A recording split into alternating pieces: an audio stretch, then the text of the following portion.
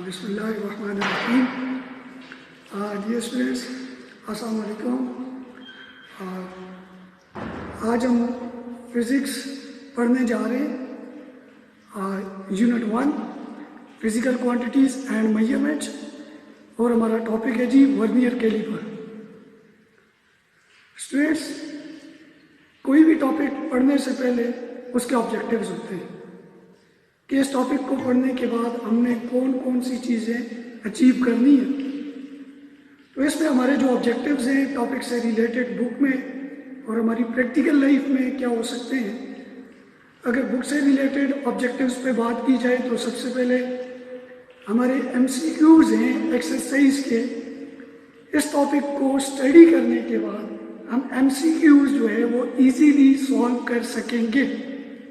फिर इसी तरह हमारी फिज़िक्स की बुक KPK की जो फिज़िक्स की बुक है उसकी एक्सरसाइज में कॉन्सेप्चुअल क्वेश्चन है हमारा लीस्ट काउंट से रिलेटेड कॉन्सेप्चुअल क्वेश्चन नंबर 7। उस क्वेश्चन को भी इस टॉपिक को स्टडी करने के बाद हम इजीली उसको अटेम्प्ट कर सकते हैं। इसी तरह हमारी एक्सरसाइज का comprehensive question number 6 vernier calliper की कंस्ट्रक्शन, स्टेप्स ऑफ मेजरमेंट्स, किस तरह हम किसी चीज़ की मेजरमेंट कर सकते हैं, किस तरह हम उसका डायमीटर किसी चीज़ का फाइंड कर सकते हैं, किस तरह हम किसी चीज़ की थिकनेस फाइंड कर सकते हैं। तो ये स्टडी करने के बाद हम इजीली जो है वो मेजर करके दे सकते हैं। इसी तरह हमारी फिज़िक्स की बुक से रिलेटेड हमारे प्रैक्टिकल्स होते हैं, प्रैक्टिकल नोटबुक होती है। तो प्रैक्टिकल नोटबुक का experiment number 1 and experiment number 2, इसको स्टडी करने के बाद हम इजीली जो है वो सॉल्व कर सकेंगे।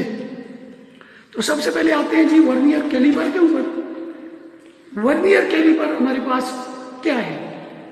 वर्नियर कैलिपर अगर देखा जाए तो ये जो है ये मेरे पास ये एक डिवाइस मैं आपको दिखा रहा हूँ। ये हमारे पास वर्नियर कैलिपर है जी। हमने वर्नियर कैलिपर को स्टडी करना है, उसकी कंस्ट्रक्शन को और स्टेप्स ऑफ मेजरमेंट को। सबसे पहली बात तो ये है कि इंट्रोडक्शन पे बात की जाए। वर्नियर कैलिपर 1631 में इन्वेंट हुआ था। एक साइंटिस्ट था पायर वर्नियर, उसने इसको इन्वेंट किया था। अगर इसकी कंस्ट्रक्शन पे बात की जाए तो इसकी कंस्ट्रक्शन में आप लोग देख सकते हैं, हमारे पास देखा जाए तो ये एक स्केल नज़र आ रहा है हमें। ये वाला स्केल एक नज़र आ रहा है जिसे हम मेन स्केल का नाम देते हैं।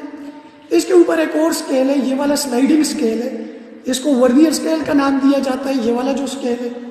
इसी तरह ये देखे जाए तो ये हमारे पास जहाज हैं, ये भी और ये वाले भी।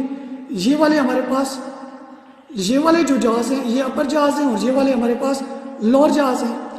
ये स्केल मेन स्केल के ऊपर अगर देखा जाए तो मेन स्केल के ऊपर जो हम मेजरमेंट कर रहे होते हैं वो मेजरमेंट हमारे पास सेंटीमीटर्स में भी हो सकती है और हमारे पास मिलीमीटर में भी हो सकती है। ये सेंटीमीटर में भी है और हमारे पास मिलीमीटर में भी है।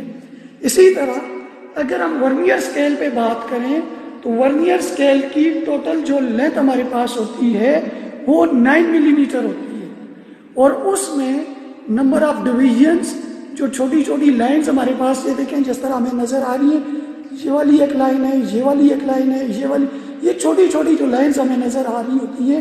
बाज़ वर्नियर कैलिपर ऐसे होते हैं जिनकी वर्नियर स्केल्स के ऊपर नंबर ऑफ डिविजन्स जो होती हैं वो 10 होती हैं, और जो मैं स्केल यूज़ कर रहा हूँ, ये वाला जो स्केल यूज़ कर रहा हूँ, इसके ऊपर जो नंबर ऑफ डिविजन्स हैं, ये टोटल नंबर ऑफ डिविजन्स जो हैं वो 20 हैं। इसी तरह ये हमारे पास मेन स्केल आ गया, ये वर्नियर स्केल आ गया, ये आ गया हमारे पास अपर जहाज और ये आ गया हमारे पास लोअर जहाज।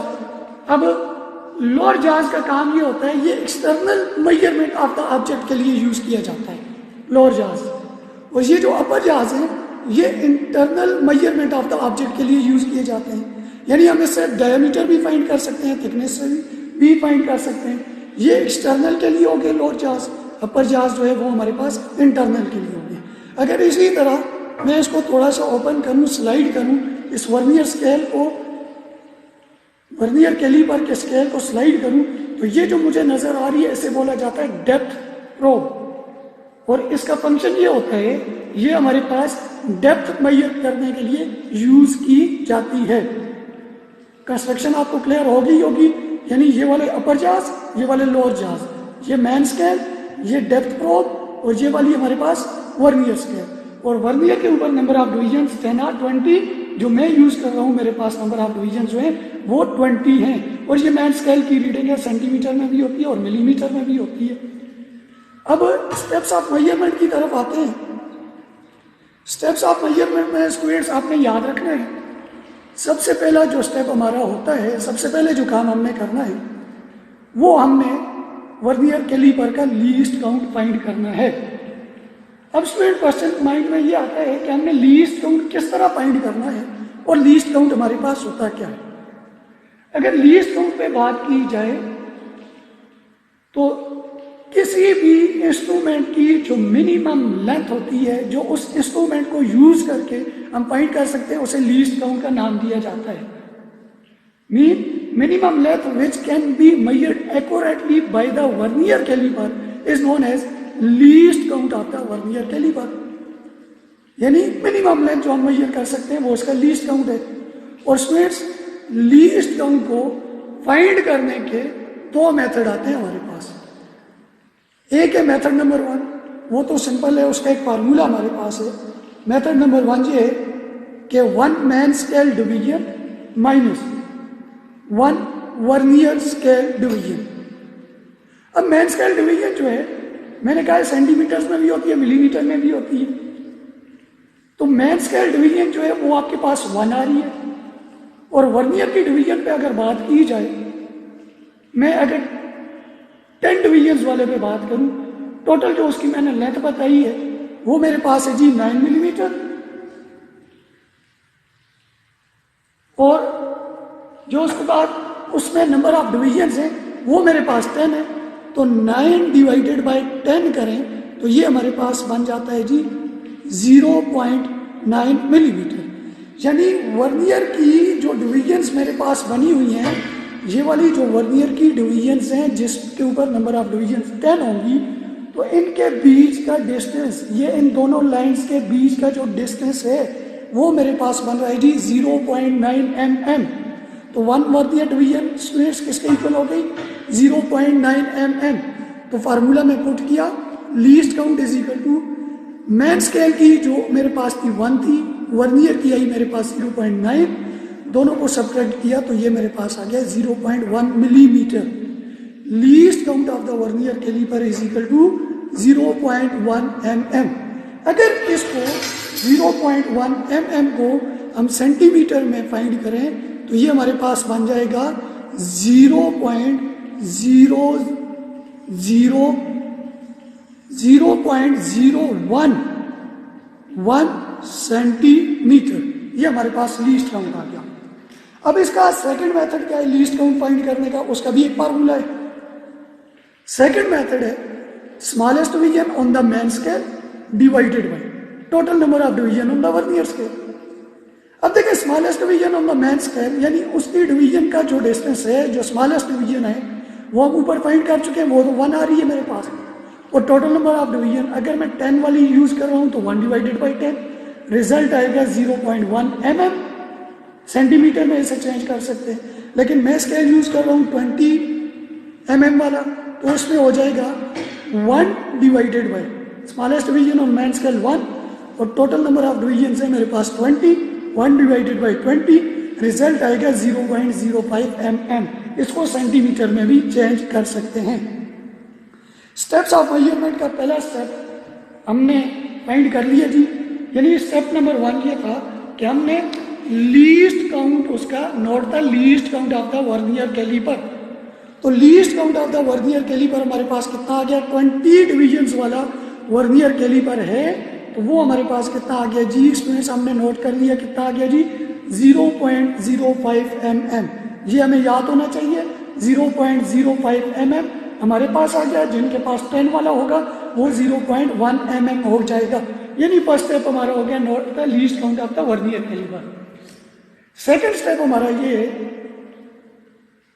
हमने इन दोनों जाज को, अपर जाज एंड लोअर जाज, हमने क्या करना है, इनको क्लोज करना है, इनके बीच में कोई ऑब्जेक्ट बी नहीं रखना। इनको क्लोज किया, क्लोज करने के बाद ये ऊपर से हमने टाइट कर दिया। अब सेकंड स्टेप ये है कि क्लोज द जाज, जाज को क्लोज करने के बाद चेक द एरर। अब हमने बेटा ये समझना है कि हमारे पास एरर क्या होता है।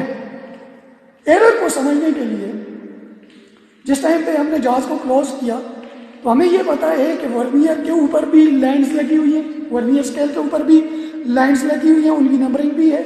इसी तरह ये मेन स्केल है, ये मेरे पास वर्नियर स्केल है, ये वाला वर्नियर आ गया, और ये वाला जो है ये मेन स्केल है। मेन स्केल स्लाइडिंग नहीं होता, वर्नियर जो होता है वो स्लाइडिंग स्केल होता है। अब एरर को चेक करने के लिए हमने क्या करना है, जिस टाइम पे जाज को क्लोज किया, क्लोज करने के बाद हमने ये देखना है स्टूडेंट्स कि जो मैन के जीरो वाली लाइन है वर्नियर के जीरो की लाइन के सामने आ रही है या नहीं आ रही, इस तरह कॉन्साइड कर रही है या नहीं कर रही। कॉन्साइड कर रही है तो भी देखना है, नहीं कर रही तो भी देखना है कौन सी साइड पे आ रही है। वर्नियर का जीरो मैन के जीरो का लेफ्ट पे आ रहा है, राइट पे आ रहा है, या उसके सामने आ रहा है।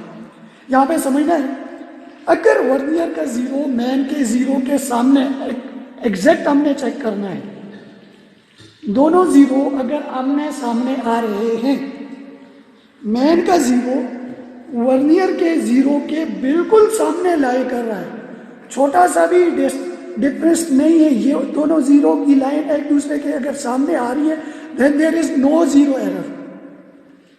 If the zero of the vernier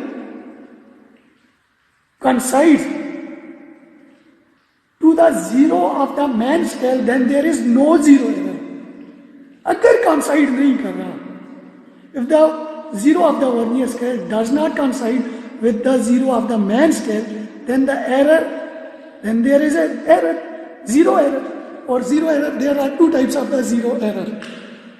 Clear है point? कि error किस टाइम पे नहीं होगा, जिस टाइम वर्नियर का जीरो मैन के जीरो से coincide नहीं करेगा, और एरर किस टाइम पे होगा, किस टाइम पे कॉन्साइड नहीं करेगा। अब क्वेश्चन ये आता है कॉन्साइड नहीं करेगा, वो राइट भी हो सकता है, लेफ्ट भी हो सकता है, फिर कौन सा एरर होगा। तो फिर हम जीरो एरर में आगे दो तरह के जीरो एरर को स्टडी करेंगे। एक हमारे पास होगा पॉजिटिव जीरो एरर और second one is the negative zero error. अब स्टूडेंट्स हमने ये समझना है कि पॉजिटिव एरर कौन सा होगा और हमारे पास नेगेटिव एरर कौन सा होगा। लेट ये वाला जो स्केल है ये मेरे पास मेन स्केल है, और ये वाला जो नीचे वाला स्केल है ये आ गया वर्नियर स्केल। अगर दोनों का जीरो, ये जीरो वाली लाइन, ये जीरो वाली लाइन कॉन्साइड करती है, नो एरर। अगर कॉन्साइड नहीं करती, ये वर्नियर का जीरो या तो यहां पे आ जाता है या इस साइड पे, यानी पॉसिबिलिटी है ना, या तो यहाँ पे आ सकता है या यहाँ पे आ सकता है, राइट साइड पे आ सकता है मैन के, या आपके पास ये राइट साइड में आर मेंशन कर रहा हूँ, R mean right side, L mention कर रहा हूँ, एल मीन लेफ्ट साइड, या तो राइट साइड पे आ सकता है या मेरे पास लेफ्ट साइड पे आ सकता है। राइट साइड पे आएगा फिर भी एरर होगा, लेफ्ट साइड पे आएगा तो फिर भी एरर होगा। अगर आपके पास वर्नियर का जीरो, ये वाला जीरो मैन स्केल के जीरो से, if the zero of the vernier remains right to the zero of the main scale, तो एरर जो होगा वो पॉजिटिव एरर होगा। अगर वर्नियर का जीरो राइट साइड पे आ गया तो एरर पॉजिटिव है, अगर वर्नियर का जीरो मैन स्केल के जीरो से लेफ्ट साइड पे आ गया तो नेगेटिव। इसको याद करने के लिए हम नंबर एक टेक्निक में यूज कर रहा होता हूँ। वो टेक्निक ये है कि हम नंबर लाइन पे बात करते हैं, नंबर लाइन पे यहाँ पे जीरो की राइट साइड पे जो नंबर होते हैं वो पॉजिटिव होते हैं, पॉजिटिव नंबर लिखे जाते हैं, और जीरो की लेफ्ट साइड पे जो नंबर लिखे जाते हैं वो नेगेटिव लिखे जाते हैं। तो अगर वर्नियर का जीरो, इसी को सामने, इसी टेक्निक को, इसी एनालॉजी को सामने रखते हुए अगर मैं एक्सप्लेन करूं, तो जिस टाइम पे वर्नियर का जीरो मैन के जीरो की राइट साइड पे आएगा तो एरर कौन सी होगी, पॉजिटिव होगी। और जिस टाइम पे वर्नियर का जीरो मैन स्केल के जीरो की लेफ्ट साइड पे आएगा तो एरर कौन सी होगी, हमारे पास नेगेटिव एरर होगी। स्पीड समझ आ गई? एरर किस टाइम पे नहीं होगी, जिस टाइम पे दोनों आपस में कॉन्साइड करेंगे, दोनों की जीरो बिल्कुल एक्यूरेट एक दूसरे के सामने, दोनों की लाइन राइट पे पॉजिटिव और लेफ्ट पे नेगेटिव। एरर हमने चेक कर लिया। स्टूडेंट्स, मैं जो वर्नियर कैलिपर यूज कर रहा हूँ, इसमें चेक किया जाए तो मेरे पास इसमें कोई भी error, there is no zero error, no zero error. ये दोनों लाइन आमने सामने, it mean no zero error. मैं अपने पास मेंशन कर लूंगा there is no zero error. दो स्टेप्स हो गए। स्टेप नंबर 1 था check the least count. Least count हमने चेक किया which is equal to 0.05 mm। Second step ये था चेक द एरर। एरर नहीं है, अगर होता तो मैं देखता, अगर राइट साइड पे होता तो मैं चेक करता राइट साइड की कितनी लाइंस हैं, लेफ्ट पे होता तो कितनी लाइंस हैं। वो छोटी छोटी लाइंस हमें चेक करनी होती हैं, तो उसके अकॉर्डिंग मैं एरर बता देता, अपने पास नोट कर लेता कि कितना एरर है। इस इंस्ट्रूमेंट में हमारे पास एरर नहीं है। स्टेप नंबर 3 हमारे पास ये होगा, एरर नहीं है। अब हमने क्या करना है जी, जहाज को ओपन करना है। जहाज को ओपन करने के बाद हम किसी भी चीज़ का डायमीटर या थिकनेस हम फाइंड कर सकते हैं। फॉर एग्जांपल मैं एक ऑब्जेक्ट ले रहा हूँ, इस ऑब्जेक्ट को लेके मैं इसकी लेंथ फाइंड करना चाह रहा हूँ जी, कितनी लेंथ है इसकी मेरे पास, ठीक है। लेंथ फाइंड कर सकता हूँ, थिकनेस फाइंड कर सकता हूँ, कोई भी चीज़ फाइंड करना चाह रहा हूँ। ये इसमें रख दिया, इसके जहाज को ओपन किया। इसके जहाज को ओपन करने के बाद इस ऑब्जेक्ट को इसके बीच में रख दिया। अब रखने के बाद मैंने क्या करना है जी, इसके लिए एक फार्मूला है, एक फार्मूला हम यूज कर रहे हैं। अब आप पेज पे देखिए बेटा, पेज के ऊपर हमारे पास मेंशन है जो हमने सबसे पहले फाइंड किया था। लीस्ट काउंट जो है वो 0.5 mm है। 0.5 जिस टाइम इस ऑब्जेक्ट को मैंने इसमें रखा, तो रखने के बाद मैंने मैन स्केल की रीडिंग देखी, तो मैन स्केल की जो रीडिंग मेरे पास आ रही है वो मैंने चेक की। इसके ऊपर यहाँ से देखा, इस स्केल मैन स्केल के ऊपर देखा, जो मेरे पास आ रही है जी 2.5 सेंटीमीटर। 2.5 सेंटीमीटर मैंने अपने पास नोट कर लिया। m.s.r mean main scale reading which is equal to 2.5 centimetre. मेरे पास रीडिंग लेने का एक फार्मूला होगा जो मैंने मेंशन किया हुआ है, observe reading is equal to m.s.r mean main scale reading plus L.c stands for least count multiply by number of coinciding division. ये मैं ऐसा एक्सप्लेन कर लेता हूँ। 2.5 सेंटीमीटर मैंने चेक कर लिया मैन स्केल रीडिंग। अब मैंने ये चेक करना है मैन स्केल के ऊपर जो लाइंस लगी हुई हैं और जो वर्नियर वाली डिवीजन्स हैं, इनमें से कौन सी ऊपर वाली लाइन के साथ एग्जैक्टली कॉन्साइड कर रही है। 0 से लेके यानी 20 डिवीजन्स में से कौन सी डिवीजन ऊपर किसी भी नंबर से कॉन्साइड कर रही है। तो मैंने यहाँ पे चेक किया, तो मेरे पास 7 नंबर डिवीजन जो है वो एक्यूरेटली ऊपर वाले के साथ कॉन्साइड कर रही है। तो मैंने कॉन्साइडिंग डिवीजन मैन स्केल के साथ जो कॉन्साइडिंग डिवीजन मैंने पुट कर ली, अपने पास नोट कर ली 7। फार्मूला में वैल्यूज लगाई 2.5 centimetre plus 0.05 multiply by 7। Multiply किया 0.05 को, तो वो मेरे पास बन गया 0.35। उसमें मैन स्केल रीडिंग को ऐड किया तो 2.5 सेंटीमीटर। अब यहाँ पे क्वेश्चन ये आ रहा है बेटा, मैंने जो मैन स्केल रीडिंग ली है वो सेंटीमीटर में ली है और जो मेरे पास वर्नियर डिवीजन है वो मिलीमीटर में है।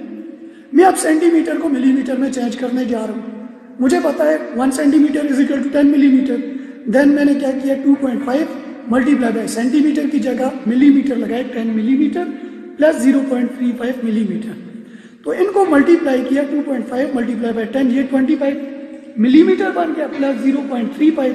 तो रिजल्ट मेरे पास बना ऑब्जर्व रीडिंग का 25.35 मिलीमीटर। अब बेटा अगर मेरे पास एरर होता तो मैं अपने पास नोट करता। मैंने पहले बताया कि अगर राइट साइड पे होगा तो पॉजिटिव एरर होगा, लेफ्ट साइड पे होगा तो नेगेटिव। एक्चुअल रीडिंग के लिए फार्मूला है ऑब्जर्व रीडिंग प्लस और माइनस 0 करेक्शन। मीन अगर पॉजिटिव एरर होता तो इस रीडिंग में से ये जो ऑब्जर्व रीडिंग मेरे पास बनी हुई है, पॉजिटिव एरर होता तो उसको सब्ट्रैक्ट कर लेते, अगर नेगेटिव एरर होता तो उसको क्या कर देते, ऐड कर देते। यही मीन है प्लस और माइनस 0 करेक्शन। 0 करेक्शन मीन अगर एरर पॉजिटिव होता तो ऑब्जर्व रीडिंग में उसको क्या करते हैं, सब्ट्रैक्ट करते।